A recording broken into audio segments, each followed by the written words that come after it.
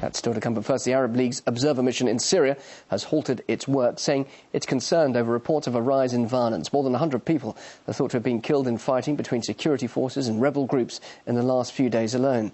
Russia has criticised the League's decision to end what it described as a useful instrument and called for more monitors in Syria. RT Sarah Firth has the latest now from the Syrian capital, Damascus. Sarah, why exactly did Moscow criticise the suspension of the mission? Well, there was a sense, really, that halting this mission at what's a very, very crucial time in the country right now would simply inflame an already very, very volatile situation. And unfortunately, that's what it seems has happened here. We've had reports of escalating violence. Indeed, even in the centre of Damascus, you could hear gunfire earlier on today coming from the suburb areas where the conflict, as we said, really seemed to have flared up in the wake of this observer's mission being halted. Now, Russia's Foreign Minister Sergei Lavrov was speaking during his tour of the Asia-Pacific countries, and he said he didn't know why such a useful tool had been treated in this way. Certainly, it caused some surprise. We've seen this observer mission really stutter and draw to a halt. They haven't really seemed to recover from that setback when the Gulf states withdrew their monitors last week.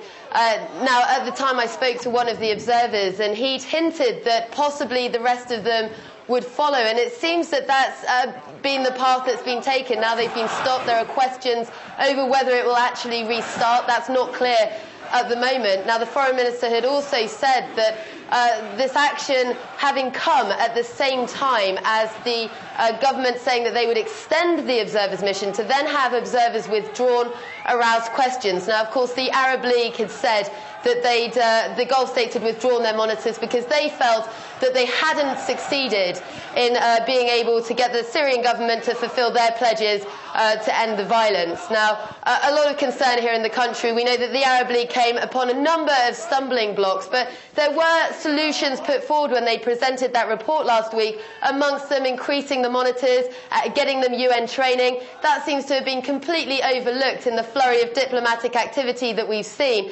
Very, very unfortunate indeed to have seen this mission be halted, and very concerning because really this was the one piece of hope that a lot of people had here for resolving the situation reasonably quickly in a way to stop the violence, and it seems now that that's been halted, that's been taken off the table. So certainly very concerning indeed. Yes, just briefly, Sarah, how bad is the situation in Syria right now? You're there in Damascus. What have you seen? What have you heard? Well, the situation just seems to be escalating almost daily. As we said, many of the suburbs now embroiled in fierce conflict. You've got areas where the Free Syrian Army have gained control and heavy fighting's broken out between the security forces and them. We've been into some of these areas. We've met the people. Now, what is extremely clear here is that it's still a very, very confusing situation. You don't know exactly who's in charge. Indeed, not much is really known about the Free Syrian Army themselves, and, you know, that's concerning too. These people that the government still claims are armed gangs. We've spoken to other people who said they're simply army deserters, they're not heavily armed, and they're there to protect the civilians in this area. And that's a really important point here, is that these civilians that we've seen in these towns that are now under severe conflict and fighting are in a very serious situation, and it really feels like, you know, political interests at this point are overshadowing what is the imperative for many people here in country, which is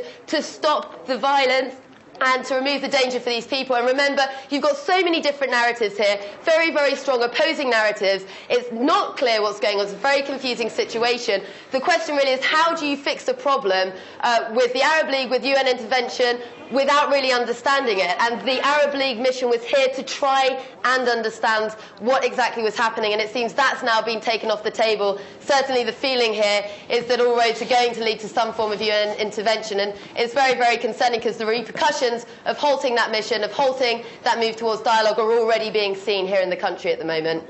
RT Sarah Firth, live in Damascus. Thanks very much indeed.